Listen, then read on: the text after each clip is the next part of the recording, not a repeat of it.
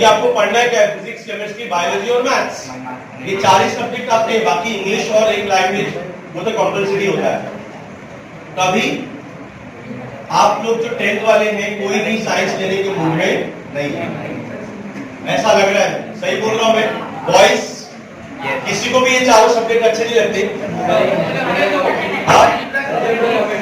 Algebra लॉमेट्री अच्छा लगता है, लेकिन साइंस में साइंस को भी अच्छा लगता है। अच्छा ठीक है, ऐसा भी हो सकता है। देखो आपको हाथ बढ़ाना चाहिए था, ये बोलना चाहिए था सर 4 सब्जेक्ट नहीं, 2 मुझे अच्छे लगते, 2 नहीं अच्छे लगते। तो ये बोलना पड़ेगा, जैसा सर ने बोला था कि भाई दर्द यहाँ है और डॉक्टर यहाँ चेक कर रहा है, तो आप बताओगे तो बात बनेगी ना। तो थोड़ा सा भी भाई आपस में बात मत कीजिए प्लीज, आप लोग हम लोगों से बात करो, हमसे कम्युनिकेट करो, आपस में बात करो कि सर से ये पूछूं क्या, चलेगा वैसा चल जाएगा, लेकिन बात हम लोगों से कीजिए, ठीक है? हम लोग देखो मैं क्या बोल रहा हूँ, अगर मैंने गलत बोल दिया तो हम लोग को ज्यादा सोचने का नहीं, समझे आप? जब सोचोगे ना तो कुछ नहीं कर पाओगे। तो इसलिए जो दिल में आया मन में आए ना, हो सकता है वो क्या होएगा, गलत होएगा, तो उसकी तस्दीक तो हो जाएगी ना कि मैं जो सोच रहा था वो गलत था, लेकिन बोलने का, इजहार करने का, ठीक है? तो अभी साइंस 1, साइंस 2, अलजेब्रा, ज्योमेट्री में से अगर ये 4 सब्जेक्ट में से आपको अलजेब्रा अच्छा लगता है और इंग्लिश अच्छा लगता है और इकोनॉमिक्स अच्छा लगता है, ये 3 सब्जेक्ट, दोबारा बोल रहा हूं, अलजेब्रा, इंग्लिश और इकोनॉमिक्स, तो आप समझ लीजिए कि आप कॉमर्स के स्टूडेंट्स हैं, मतलब कॉमर्स की तरफ थोड़ा रुझान है। और अगर आपको लैंग्वेज अच्छा लगता है, मतलब उर्दू, हिंदी, मराठी, इंग्लिश, ये लैंग्वेजेस है, और हमारा सोशल साइंस कौन सा है, हिस्ट्री, ज्योग्राफी, सोशल साइंस में आता है पॉलिटिकल साइंस, सोशल साइंस में आता है इकोनॉमिक्स, ठीक है, पब्लिक एडमिनिस्ट्रेशन, सोशल वर्क, ये अगर आपको अच्छा लगता है, इसका मतलब आप कौन से स्टूडेंट हैं, आर्ट्स की तरफ। अब हम लोगों को ये 3 कॉम्बिनेशन जो मैंने बताया कि भाई कॉमर्स वाले के लिए, वापस बोलिए, अलजेब्रा, इकोनॉमिक्स और इंग्लिश अच्छा लगता है तो सोचो कि कॉमर्स में जाओ क्या। और अगर आपको लैंग्वेज अच्छा लगता है, कोई भी लैंग्वेज, बहुत सारे बच्चे हमारे लैंग्वेज पे कमांड हासिल किए हुए होते हैं, लेकिन वो बेचारे अपनी लैंग्वेज के साथ में, लैंग्वेज अच्छी है फिर भी वो साइंस ले लेते, क्यों? क्योंकि परसेंटेज अच्छा आया था, तो अच्छा परसेंटेज है तो आर्ट्स कैसे लूं, ये प्रॉब्लम हो जाता है। तो आप ऐसा हरगिज ना समझे कि परसेंटेज आएगा अच्छा तो हमको आर्ट्स नहीं लेना चाहिए, आप आर्ट्स भी ले सकते हैं। अब हम लोगों को ये पता करना चाहिए, देखो साइंस वालों को थोड़ा बहुत फील्ड मालूम रहती है, मेडिकल, इंजीनियरिंग, फार्मेसी, आर्किटेक्चर, ये सब मालूम रहता है, बराबर, लेकिन कॉमर्स वालों को और आर्ट्स वालों को मालूमात थोड़ी सी कम होती। तो कॉमर्स कितने बच्चे लेना चाहते हैं, जरा हाथ उठाएं तो, 10th के बाद। भैया आप लोगों ने लिखा ना, मोबाइल फोन में लिखा है ना कि क्या लेना है, आप लोग क्या लेना चाहते हैं? अब तो साइंस में ही हो, आप साइंस ले रहे हैं, वहां पे दोनों, कोई कॉमर्स वाला है यहाँ पर लड़कियों में से? आप 2-4 बच्चियां हैं, तो अभी 12 कॉमर्स क्यों लेना चाहते हैं, क्या कौन से सब्जेक्ट्स पढ़ेंगे, पता है किसी को? मैं बात कर रहा हूं बेटा आप लोगों से, जल्दी से फौरन बताइए आप कितने बच्चे कॉमर्स लेना चाहते हैं, जो क्या वो कॉमर्स के सब्जेक्ट से वाकिफ है? कौन कौन से सब्जेक्ट्स होते हैं कॉमर्स में? बहुत सारे हमारे बॉयज और गर्ल्स, मतलब हमारी जो पॉपुलेशन है 10th की, उसमें 70% बच्चे कॉमर्स की तरफ जाते हैं, क्योंकि 12वीं में सबसे ज्यादा बच्चे जिस स्ट्रीम से बैठते हैं वो है कॉमर्स स्ट्रीम। तो प्रॉब्लम ये होता है कि कॉमर्स स्ट्रीम में जाने के बाद उनको ये पता नहीं होता कि पढ़ना क्या है। तो पहले अभी पता करें ना, जैसे हम लोग मुंबई से पालघर आ रहे थे, तो पहले हमने सोचा कि कैसे जाएंगे, पालघर जाना ये तय हो गया था, तो बाय ट्रेन जा सकते हैं, बाय बस जा सकते हैं, बाय कार जा सकते हैं, बराबर है। तो हम लोगों को थोड़ा सा होमवर्क करना पड़ेगा। कॉमर्स में मेन सब्जेक्ट कौन सा होता है? अकाउंट्स, इकोनॉमिक्स, ये 2 बहुत इंपॉर्टेंट सब्जेक्ट है। अब अकाउंट्स में क्या होता है, आप देखिए बैंक के कारोबार में क्या देखा जाता है, अकाउंट। शेयर मार्केट में क्या होता है, नंबर्स और आंकड़े होते हैं। उसी तरह से आप जो है वो इकोनॉमिक्स में अगर आप देखेंगे तो महंगाई का कम होना, महंगाई का बढ़ना, ये भी नंबर से इसका रिलेशन।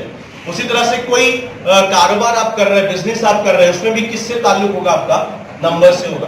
तो अगर आप बैंक का कोई ऐप इस्तेमाल करते हैं और आपकी अम्मी ने कहा कि आपकी खाला को 2000 रुपए ट्रांसफर कर दिया मोबाइल से, गूगल पे वगैरह भी अभी भी आ गया है, तो आप में से किसी बच्चे को आता है ये गूगल पे करना, ऑनलाइन पेमेंट करना? कितने लोग आता है? जरा हाथ उठाओ। 4-5 लोगों को ही आता है, बाकी लोगों को नहीं आता है। बाकी लोग को आता है लेकिन डर लगता है कि पता नहीं किसी और के अकाउंट में चला गया तो लॉस हो जाएगा। तो बहरहाल ये जब आप जैसी अमाउंट ट्रांसफर करते हैं तो आपके अकाउंट में माइनस होता है, डिडक्ट होता है पैसा, फिर बैलेंस पर उसका असर पड़ता है, फिर ये रिकॉर्ड कहीं ना कहीं मेंटेन होता है आपके मोबाइल पर, आपको भी अपडेट हो गया, जहां पर आपका अकाउंट है बैंक में वहां पर भी अपडेट हो गया। तो ये सारे नंबर्स को अपडेट करना, सारे नंबर्स के साथ खेलना या सारे नंबर्स को पढ़ना, सीखना, समझना, ये पूरा का पूरा काम कॉमर्स के बच्चे करते हैं। और आज 2021 चल रहा है ना, 2021 में और आइंदा भी जो जैसे जैसे जमाना तरक्की कर रहा है, वो लोग जो अकाउंट्स में, इकोनॉमिक्स में, फाइनेंस में बहुत अच्छे, बहुत स्ट्रांग है और थोड़ा सा आईटी का सपोर्ट है उनको, मतलब वो सॉफ्टवेयर की जानकारी रखते हैं, वो आज लोग इंडस्ट्री पे राज कर रहे हैं। अब मैं तनख्वाह बता रहा हूं, जो लोग फाइनेंस की कंपनी में जॉब कर रहे हैं, बैंकिंग सेक्टर में जो लोग काम कर रहे हैं ना, तनख्वाह सुनना चाहेंगे आप? साइंस वाले पछताएंगे, अरे यार कॉमर्स में लिया। उनकी तनख्वाहें आपको मिलेंगी, एक महीने की तनख्वाह 1 करोड़ रुपए तक भी है, शायद आपको यकीन नहीं आएगा। और जो जितनी भी बड़ी मल्टीनेशनल कंपनीज हैं, मतलब जाहिर सी बात है 1 करोड़ महीने की तनख्वाह पाने वाले लोग ऐसे घूमते फिरते नहीं होंगे, आपको हर जगह 40 मोहल्ले में मिल जाएंगे आप। वो बहुत कम लोग होते हैं। तो वो कम लोग इसलिए उस पोस्ट पर पहुंचते हैं क्योंकि उन्होंने जल्दी डिसीजन लिया था कि मुझे इस सेक्टर में जाना है, इस फील्ड में जाना है। यानी आपकी एज में उन्होंने डिसाइड कर लिया था कि मुझे जो कुछ भी करना है ना, आंकड़ों नंबर्स के साथ में करना है और इसी सेक्टर में करना है। इसलिए आज वो 35-36 साल की एज के अंदर 1 करोड़ 20 लाख रुपया भी महीने की सैलरी उठा रहे हैं। उसकी वजह ये कि वो जिस कंपनी में काम कर रहे हैं ना, वो अपनी कंपनी को एक दिन में 100 करोड़ का फायदा पहुंचाते हैं। वो समझ रहे हैं आप? इसलिए तो उनको 1 करोड़ रुपया महीने का मिल रहा है, वो एक दिन में 100 करोड़ का फायदा पहुंचा रहे हैं। तो ये काम आपको क्या लगता है? ऐसे थोड़ा बहुत पढ़ लेंगे, थोड़ा बहुत घूम फिर लेंगे, बीच के पास से इधर उधर घूम के आ जाएंगे, चौपाटी में थोड़ा नाश्ता करके आ जाएंगे, मोबाइल भी देखेंगे और अपने को ऐसा जॉब पे मिल जाएगा इतना 1 करोड़ रुपए का, 50 लाख रुपया महीने की सैलरी का। इसके लिए क्या करना पड़ेगा? जल्दी डिसीजन लेना पड़ेगा और उस रुख पे जाना पड़ेगा। तो कॉमर्स के स्टूडेंट्स अकाउंट्स में अच्छे हैं, इकोनॉमिक्स में अच्छे हैं, उसमें एक सब्जेक्ट होता है ओसी, ऑर्गेनाइजेशन ऑफ कॉमर्स, उसमें एक सब्जेक्ट होता है एसपी। एसपी की जगह पर आप मैथ्स ले सकते हैं। एसपी का मतलब सेक्रेटरियल प्रैक्टिस होता है। अगर मेरी और हफीज भाई की कंपनी है, दोनों हमने कुछ बिजनेस डील किया तो हम लोग जबानी ग्रमा खर्च करेंगे ना कि मैं 200 लैपटॉप आपको देने वाला, ये बोलेंगे अच्छा इतना पैसा दूंगा, फिर आप बोलेंगे, मैं बोलूंगा कि इतनी डेट को आपको डिलीवर करना रहेगा, कोई भी चीज खराब नहीं होना चाहिए, पैकिंग बिल्कुल सही होना चाहिए। तो इन्होंने बोला हाँ हाँ सब बोला, मैंने भी हाँ हर चीज पर बोला, लेकिन ये सारी चीजें जबानी जमा खर्च नहीं होती। इसका क्या होता है? डॉक्यूमेंटेशन होता है। तो वो जो डॉक्यूमेंट्स बनाते हैं ना जो लोग, लीगल डॉक्यूमेंट्स के भाई मेरा और इनका टर्म्स एंड कंडीशन क्या है, वो एसपी सब्जेक्ट में सिखाया जाता है। तो ओसी सब्जेक्ट में क्या सिखाया जाता है कि मैं छोटा ये एक गुलदस्ता बेचने का बिजनेस शुरू कर रहा हूं मैं, तो ये यहां से लेकर अगर मैं सर जिस कंपनी में है आयशा भाई ट्रस्ट फजलानी, उनका फूलों का बिजनेस है, फ्लावर का बिजनेस है, वो फ्लावर जहां से बनता है वहां से निकलकर पैकिंग होकर दुनिया की कंट्रीज में, अलग अलग कंट्रीज में जाता है वो फ्लावर्स। यानी इंडिया में, मुंबई में बन के यहाँ लोनावाला में बनकर वो जाता है लंदन में, अमेरिका में, दूसरी कंट्रीज में। समझ रहे आप? तो ये जो पूरा कारोबार है वो छोटे से पहले शुरू हुआ होगा। पहले पालघर नौयत का होगा, फिर उसके बाद में पालघर के आजू बाजू के पड़ोस के जो डिस्ट्रिक्ट है वहां पर बिजनेस जाएगा, फिर उसके बाद में महाराष्ट्र भर में जाएगा, फिर उसके बाद इंडिया लेवल पे जाएगा, फिर वो इंटरनेशनल लेवल पे जाएगा। ऑर्गेनाइजेशन कॉमर्स में ये पढ़ाया जाता है कि भाई बिजनेस को कैसे संभाला जाता है, संवारा जाता है, फिर ऊपर लेकर जाता है। तो अकाउंट्स या इकोनॉमिक्स या फिर एसपी, ओसी, ये सारे सब्जेक्ट्स आपको एक बिजनेस मैन या बिजनेस वुमन बनने के लिए तैयार करवाने के लिए सब्जेक्ट ये फ्री है। तो आगे चलकर आप बैंकिंग सेक्टर में, इंश्योरेंस सेक्टर के अंदर, उसी तरह से शेयर मार्केट के अंदर, इस तरह से बड़े बड़े जो है वो financial analyst, risk management, CA, CS, ये सारे कोर्सेज करना चाहते हैं कॉमर्स के। एक अच्छा कोर्स, नया कोर्स कॉमर्स के बच्चों को नहीं मालूम, साइंस वाले भी वो कोर्स कर सकते हैं जिसकी डिमांड बहुत ज्यादा है, वो है फाइनेंशियल टेक्नोलॉजी। मतलब फाइनेंस और अकाउंट्स भी मालूमात है और सॉफ्टवेयर और आईटी वगैरह, आईटी की भी मालूमात है। तो ये एमएससी होता है फाइनेंशियल टेक्नोलॉजी, कॉमर्स के बच्चे कर सकते हैं, साइंस के बच्चे कर सकते हैं। अब आर्ट्स के बच्चे, जो लोग लैंग्वेजेस में अच्छे हैं, जो लोग हिस्ट्री ज्योग्राफी में अच्छे हैं, जो लोग सोशल साइंस में अच्छे हैं, वो लोग जो है वो आर्ट्स और ह्यूमैनिटीज में करियर कर सकते हैं। अभी देखो पेंडेमिक चल रहा है, हम लोग सब टीचर्स हैं, हम लोग को नॉर्मल ब्लैक बोर्ड पे पढ़ने और पढ़ाने की आदत है। अचानक से क्या हो गया, गवर्नमेंट ने बोला नहीं, स्कूल नहीं आना, खबरदार। लेकिन पढ़ाना भी बंद नहीं करना, खबरदार, तो पेमेंट रुक जाएगी। तो हम लोग को ऑनलाइन तरीके से पढ़ाना, पहले टीचर्स को नहीं मालूम था जूम क्या होता है, गूगल क्लासरूम क्या होता है, वीडियो में कैसे चैटिंग होती है, ऑनलाइन वीडियो में मैं किसी को म्यूट भी कर सकता हूँ क्या, किसी को शट अप भी बोल सकता हूँ क्या, किसी को थप्पड़ मारने का इशारा भी कर सकता हूँ क्या, किसी को मैं गुस्से में ऐसा दिखा भी सकता हूँ, इमोजीज वगैरह भेज सकता हूँ, ये मालूम नहीं था। लेकिन 6 महीने के अंदर क्या हुआ, वो सब मालूम हो गया। लेकिन हमारी दिमागी और नफ्सियाती हालत भी क्या हो गई, अभी खराब हो गई। ठीक है, क्योंकि हमको ट्रेनिंग किसकी मिली थी, जमीनी फौज की। अब हमसे काम कौन सा लिया जा रहा है, हवाई जहाज यानी हवाई फोर्स का। एयरफोर्स बोल रहे कि नहीं, आप तुमको बम लेके ऊपर जाके वहां से उड़ाना पड़ेगा, जमीन पे काम नहीं कर सकते, हालात ठीक नहीं।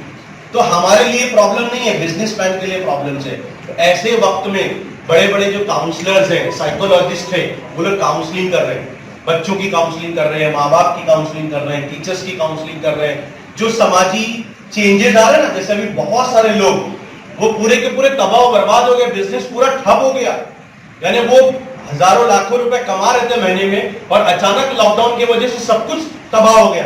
तो अब उनको समझ में नहीं आ रहा है कि भाई मैं अपने बच्चों को कल तक जो है वो हर महीने एक आध बार होटल में लेके जाता था, उनको खाना वाना खिलाता था, सैर कराने लेकर जाता था, वो सारे के सारे ऐसा लग रहा है कि मतलब गरीबी की हालत में आ गए कि भाई पैसा मांगना पड़ रहा है आप लोगों को, तो वो भी तकलीफ में। तो ये जो माशरती मामला जो बिगड़े हैं, सोशल पूरा हमारा जो सिस्टम पूरा ताना वाला बिगड़ा हुआ है, इसको सही करने के लिए वो आर्ट्स के, ह्यूमैनिटीज के जो बच्चे होते हैं ना, वो इसके ऊपर थ्योरी कर रहे हैं, रिसर्च कर रहे हैं। बहुत सारे बच्चे जो जेएनयू वगैरह में पढ़ाई कर रहे हैं, जेएनयू का नाम सुना है आपने, जवाहरलाल नेशनल यूनिवर्सिटी, उसी तरह बीएचयू है, बनारस हिंदू यूनिवर्सिटी, उसी तरह से हमारे वहाँ टीस है, TIS, Tata institute of social sciences है, हमारे वहाँ आईआईपीएस है, international institute for population sciences है, उसी तरह सेंट जेवियर्स कॉलेज है हमारा मुंबई के अंदर, उसी तरह पालघर के अंदर हैदराबाद में ऐसे कई आर्ट्स के अच्छे कॉलेजेस होंगे जहां पर आप history, geography, political science, public administration, इस तरह के सब्जेक्ट्स पढ़कर आईएएस ऑफिसर, आईपीएस ऑफिसर, तहसीलदार, कलेक्टर, डिस्ट्रिक्ट कलेक्टर, मंत्रालय में काम करने वाले लोग, ये ज्यादातर लोग आर्ट्स बैकग्राउंड के होते हैं। तो आप इस फील्ड में जा सकते हैं अगर आप लैंग्वेज पढ़ रहे हैं। अगर मराठी लैंग्वेज अगर आपकी बहुत स्ट्रांग है ना, तो गवर्नमेंट की इतनी सारी वैकेंसीज निकलती है जिसमें आपको थोड़ा सा मराठी लैंग्वेज और करंट अफेयर्स वगैरह आपको, तो आप में से जो बच्चे मराठी में अच्छे, मैं उनसे रिक्वेस्ट करूंगा कि लोक सत्ता जो अखबार आता है वो जरूर आप डेली पढ़िए। लोक सत्ता, उसी तरह महाराष्ट्र टाइम्स है, ये हमारे रीजनल लैंग्वेजेस में निकलने वाले जो अखबार है, इसके अंदर बहुत भरपूर इंफॉर्मेशन भी होती है और सारे सरकारी एडवर्टीजमेंट इसमें आते हैं, चाहे वो बीएमसी का रिक्रूटमेंट हो, चाहे स्टेट का मंत्रालय का रिक्रूटमेंट हो, कोई भी रिक्रूटमेंट हो, इसमें न्यूज़पेपर में आता है और मराठी लैंग्वेज वहां पे कंपलसरी पूछी जाती है। तो अभी मैंने आर्ट, साइंस और कॉमर्स, साइंस के बच्चे इंतजार कर रहे हैं कि हमारे साइंस के बारे में कुछ बताएंगे। तो साइंस में ये समझिए आप कि आपके लिए ऑलरेडी बहुत सारे ऑप्शंस अवेलेबल है। कुछ ऑप्शन एंट्रेंस के साथ में है, जैसे नाटा अगर नहीं दिया है तो आप आर्किटेक्चर नहीं कर सकते, लेकिन आर्किटेक्चर के बारे में सोच रहे, नाटा नहीं दिया लेकिन अभी फॉर्म भर सकते हैं आप, अभी टाइम है। 3 सितंबर को एक एग्जाम होने वाला है, 3rd अटेम्प्ट, तो आप वो एग्जाम दे सकते हैं। बहुत सारे 12th के बच्चे ये सोच रहे हैं कि भाई मुझे एलएलबी करना है 12th के बाद, तो अभी भी चांस है। बहुत सारे बच्चे साइंस के सोच रहे हैं कि नीट देना है, मैं तो नीट का फॉर्म भरा ही नहीं, अभी डेट एक्सटेंड हो गई है, 10 अगस्त लास्ट डेट है फॉर्म भरने की, तो अभी भी आपके लिए बहुत सारी डेट्स अवेलेबल है। तो 12 साइंस के बाद में यहाँ पर एग्रीकल्चर अगर लैंड है और आप एग्रीकल्चर की फील्ड के अंदर कुछ करना चाहते हैं, मैं आपको बताऊं, डेयरी टेक्नोलॉजी है, जेनेटिक इंजीनियरिंग है, बायोटेक्नोलॉजी है, बीएससी फॉरेस्ट्री है, बीएससी एग्रीकल्चर है, उसी तरह से आर्किटेक्चर का, लैंडस्केप डिजाइनर का जो कोर्स होता है, ये सारे कोर्सेज जो है वो साइंस स्टूडेंट्स जो है वो कर सकते हैं। बहुत सारे कोर्सेज, बहुत सारे ऐसे एवेन्यूज हैं जिसमें आप 12th करने के बाद में घर बैठे आप ऑनलाइन कोर्सेज आप कर सकते हैं। आज सारे के सारे पूरी एजुकेशन जो कहेंगे इंस्टीट्यूशन वो ऑनलाइन तालीम दे रहे हैं। तो अब ऐसा हो गया है कि आप घर बैठे अमेरिका की किसी यूनिवर्सिटी का भी कोई कोर्स ऑनलाइन मोड में कर सकते हैं। तो अब आखिर में मैं 2-3 चीजें बात बताकर फिर मुजीब सर से कहूंगा कि आपसे कुछ बात करें, फिर हम लोग 1 to 1 बैठेंगे। तो अभी सिर्फ क्या करना है आपको, 10th वालों को साइंस, कॉमर्स, आर्ट्स इसमें से किसी एक का इंतखाब करना है, या आईटीआई और डिप्लोमा पॉलिटेक्निक, ये 5 में से किसी एक चीज को ऑप्ट करना है। उसके बारे में इंफॉर्मेशन लीजिए और आगे बढ़िए। और दूसरे बच्चे जो 12th वाले हैं उनको अभी प्रोफेशनल कोर्सेज में अगर जाना है तो वो एंट्रेंस एग्जाम कौन सा दिए हैं उसी पर वो पूरा बेस्ड है कि वो कैसे आगे बढ़ने वाले हैं। लेकिन वो सारे बच्चे जो 12th के हैं उनको मैं कहूंगा कि मुंबई यूनिवर्सिटी का वेबसाइट अभी ओपन हो चुका है ऑनलाइन रजिस्ट्रेशन के लिए। 14 अगस्त से पहले आपको वो एनरोलमेंट सिर्फ करके रखना है और किसी 2-4 कॉलेजेस में आप अप्लाई करके रखिए, क्योंकि आपके देखो नीट का एग्जाम 12 सितंबर को है, नाटा आपका 3 सितंबर को है, सीटी अभी 4 सितंबर से 10 सितंबर के बीच में और 10 से 18 के बीच में, ऐसा गवर्नमेंट सोच रही है। तो ये जो अभी तो होगा, फिर उसके बाद रिजल्ट कब आएगा, तो जब तक के बीएससी के एडमिशन खत्म हो गए होंगे तो आप क्या करेंगे कि for the sake of safety आप एडमिशन कहीं लेकर रखें, आपके डॉक्यूमेंट्स वहां जमा हो जाएंगे। आप बोलेंगे अरे मैं तो नीट दे रहा हूं, अभी मेडिकल में हो जाएगा तो मेरा तो 12वीं की मार्कशीट वहां जमा हो गई। फिर वो बोलेंगे फीस भी भर दो 6000 रुपया, बीएससी आईटी करेंगे तो 25,000 रुपया, तो आप बोलेंगे फीस भी डूब जाएगी। नहीं, गवर्नमेंट का ये रूल है कि अगर किसी बच्चे का किसी प्रोफेशनल कोर्स में होता है एडमिशन, तो यहाँ से एडमिशन कैंसिल होगा, आपके डॉक्यूमेंट्स मिलेंगे, फीस में से कुछ फीस आपकी डिडक्ट होगी, सारी नहीं। मतलब 25,000 है तो 3,000 कट होगी, 4,000 कट होगी, बाकी के 22,000 मिल जाएंगे। 3,000 फीस होगी तो 500-1000 रुपए कट होंगे, 2,000 वापस मिल जाएंगे, डॉक्यूमेंट्स में मिल जाएंगे।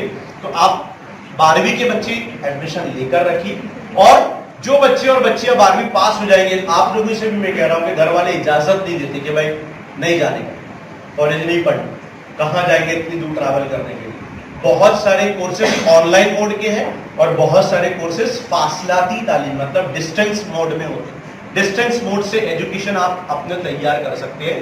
कई बच्चे वो 40 साल की उम्र में, 45 साल की उम्र में अभी ग्रेजुएशन कर रहे हैं।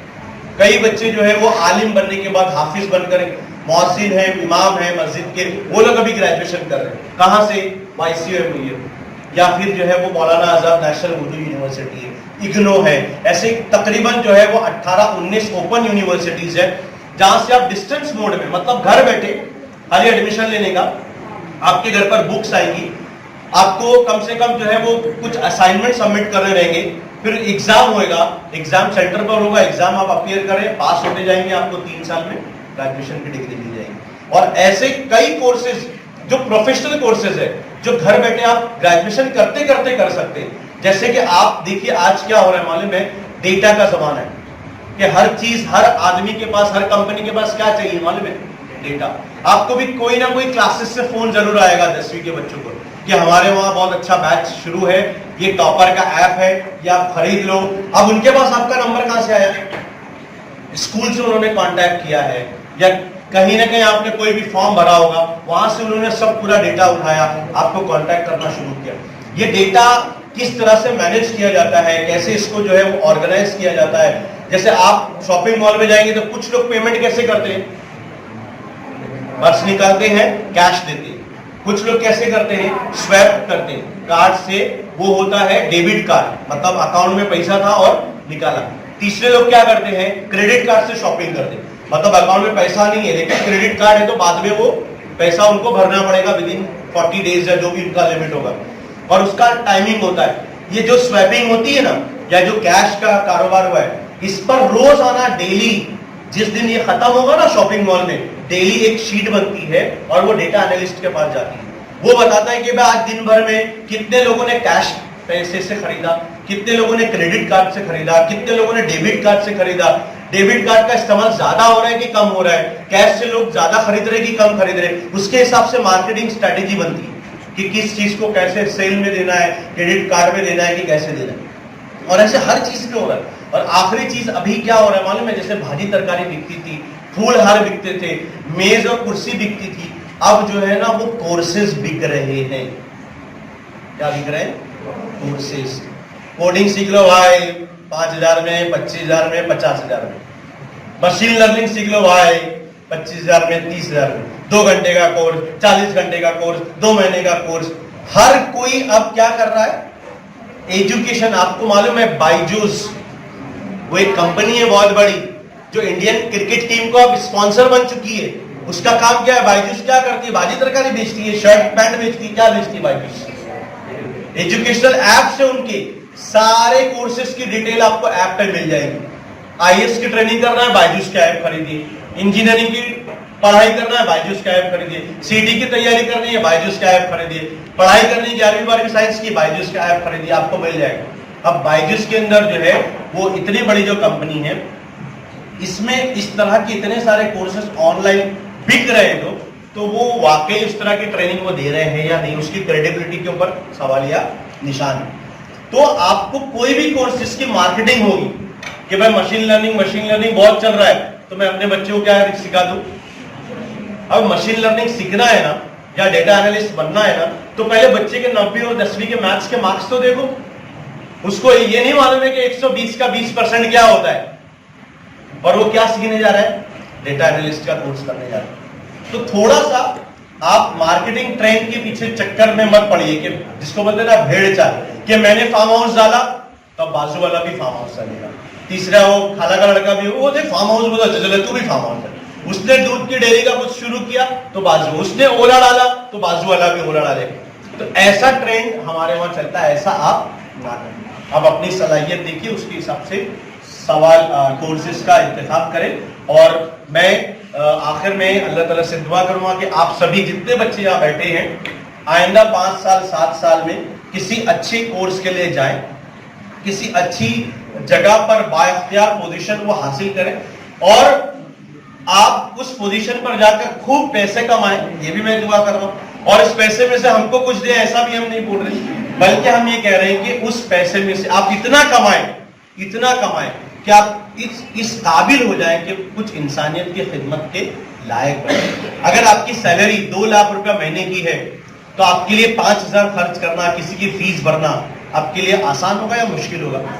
लेकिन आप अगर 25,000 रुपया कमा रहे तो 5,000 रुपया फीस भरना चाहते हुए भी थोड़ा सा मुश्किल हो गया ना। मैं मेरे बच्चे का करूं, मेरी फैमिली का करूं, मेरे घर वालों का करूं कि उस पड़ोसी का करूं। लेकिन 2 लाख कमाऊंगा तो मैं 5,000 के बारे में सोच सकता हूं। अब 2 लाख कमाने वाला बनने के लिए पहले 6 साल रगड़ना पड़ेगा। बोलते ना वो लोहे को क्या बोलते, वो सोने को कुंदन बनने के लिए तपना पड़ता है, कुछ अपना पड़ता है। और अभी मसला ये होगा, पिछले 2 साल से आप बिना आग के बहुत आसानी से आगे जाते, तो आगे ऐसा नहीं होने वाला है। थोड़ा सा भी अपने आप को मुश्किलात में कैसे आप झेलेंगे, आप कैसे मुश्किल का सामना करेंगे, वो सारी चीजें तैयार कीजिए। मैं मुजीब सर से दरखास्त करूंगा कि आगे के कुछ कोर्सेज जो खास तौर पे टेक्निकल कोर्सेज है, स्किल बेस्ड कोर्सेज है, उसकी डिटेल दें। उसके बाद में सवाल जवाब करेंगे, और अगर कुछ बात करनी रहेगी इंडिविजुअली तो हम लोग बात करेंगे।